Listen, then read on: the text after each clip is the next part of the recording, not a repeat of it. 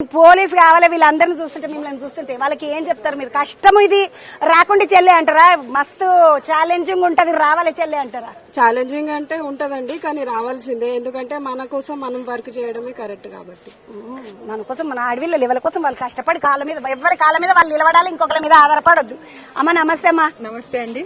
ఏం పేరమ్మా? నా పేరు లావణ్యారెడ్డి. లావణ్యారెడ్డి అమ్మా. ఎస్ఐ అమ్మవు. అవును అమ్మ ఎట్లా అనిపిస్తుంది? ఎంతమంది ఉంటారు నీ కింద? మా కింద అండి ఫోర్స్ ఒక 600 మెంబర్స్ దాకా ఉంటారండి. ఇట్లా జాతరలకు వచ్చినప్పుడు జాతరలోకి వచ్చినప్పుడు ఒక 10 ప్లాట్ ఒక 90-100 మెంబర్స్ దాకా ఉంటారు మా దగ్గర. అమ్మ ఎట్లా అనిపిస్తుంది? వీళ్ళందరినీ సంలాయించుకుంటుంటే పుసుకున్న పోర్లకు ఆకలాయే దూపాయే అక్క దూపైతుంది మేడం దూపైతుంది అంటే నీళ్ళు అందకపోయి అప్పుడు ఏంది పరిస్థితి? అంటే ఇంకా అమ్మవారిని భక్తితో కొలుస్తాం కాబట్టి ఆ టైంలో అలాంటి ఏం అనిపించదు. ఒకవేళ అనిపించినా కన్సర్న్ మాకు ఇన్ఛార్జెస్ ఉంటారు కాబట్టి అక్కడ కొంచెం ఫుడ్ సప్లై గానీ వాటర్ సప్లై అని టైం టు టైం వాళ్ళు అప్డేట్ మాకు ఇస్తుంటారు, వస్తుంటారు. ఇఫ్ ఇన్ కేస్ లేట్ అయినా కానీ ఇన్ఫర్మేషన్ ఇస్తారు మాకు. ఆమె ఇప్పుడు అంటే హైదరాబాద్ కాబట్టి ఎవరిళ్ళకి వాళ్ళు వెళ్ళిపోతారు డ్యూటీ అయిపోగానే. ఇప్పుడు మేడారంకి వచ్చిండ్రు, ఇంకో జాతరకు పోయినరు, అప్పుడు ఎట్లా ఆడపిల్లలు అందరూ ఉండడానికి జాగలికి ఇట్లా ఎట్లుంటది? కన్సర్న్ అక్కడ ఆఫీసర్స్ ఐఏఎస్ ఆఫీసర్స్ కానీ ఎవరైతే కన్సర్న్ అక్కడ హోటల్స్ కానీ నియర్ బై ఏదన్నా మనకి ధర్మసత్రాలు అట్లా ఉంటాయి కదండి, అలాంటి వాటిలో మాకు అకామిడేషన్ ఇస్తారు. దాని రిలేటెడ్ ఫుడ్ కానీ దాని తగ్గట్టు బందోబస్తు రిలేటెడ్ జరుగుతుందండి బ్యాక్గ్రౌండ్. అమ్మ ఇప్పుడు మామూలుగా ఇట్లా పోలీస్ డ్రెస్లు ఉన్నప్పుడు అయితే మస్తు ధైర్యం అనిపిస్తుంది. డ్రెస్ యూనిఫామ్ లో లేనప్పుడు మన లెక్కనే ఉంటారు మామూలుగా. అప్పుడు ఎవరైనా చిడాయించిరి చేసిరి అప్పుడు చెంప గట్టి ఒక్కటి వలగొట్టాలనిపిస్తుందా, లేకపోతే తర్వాత చూసుకుంటే బిడ్డ నీ కథ అనిపిస్తుందా?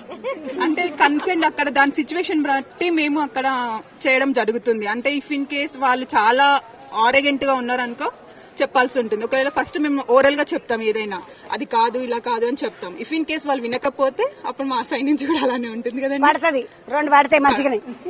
ఎందుకంటే చెప్పంగినని చెడంగా చూడాలంటారు, 4 తలిగితే గానీ ఎవరైనా చక్కగా అవుతారు అన్నట్టుగా అప్పుడు వింటారు. చెల్లె నీ పేరురా?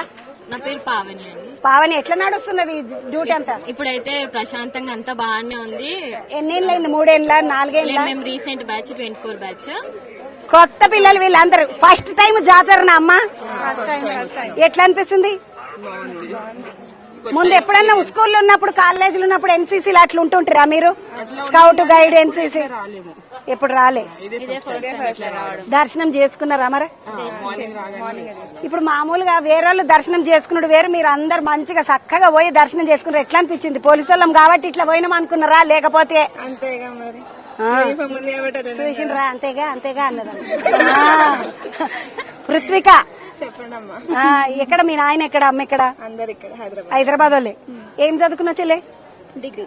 డిగ్రీ చదువుకొని ముద్దుగా పోలీస్ డిపార్ట్మెంట్ లోకి వచ్చింది పృథ్విక. నీ పేరు చెల్లె? ఠాకూర్ ఆశ. ఎట్లుంటది పోలీస్ డిపార్ట్మెంట్ లో? ఎన్ని నెలలు అయిందిరా? కొత్త బ్యాచ్ 24 బ్యాచ్ 7 months. జీతం వచ్చిందా? ఫస్ట్ జీతం అమ్మకి ఇచ్చినవా మీ ఆయనకి ఇచ్చినవా? నీ ఏం చెప్పాలి? అమ్మకే ఇయ్యాలి మరి. ఇన్ని రోజులు కష్టపడి పెంచి చదివిపించింది అమ్మ, తీసుకుపోయి మొగం చేతిలో పెడతావు. బాగున్నావు మరి, కరెక్టే చూసినవా? చిన్న చెల్లె పేరేంది? అపర్ణమ్మ. ఎట్లా అనిపిస్తుంది డ్యూటీలో చేయనక? బాగుందా? నాన్న మార్కెట్ లో బిజినెస్ చేస్తాడు గోవర్ధన్ అన్న. ఇగో ఈ చిన్నది ఏమో అపర్ణ కానిస్టేబుల్ అయింది. మీ నాయన గర్వంగా ఫీల్ అవుతాడు. 2 కొమ్ములు వస్తాయి మీ నాయన.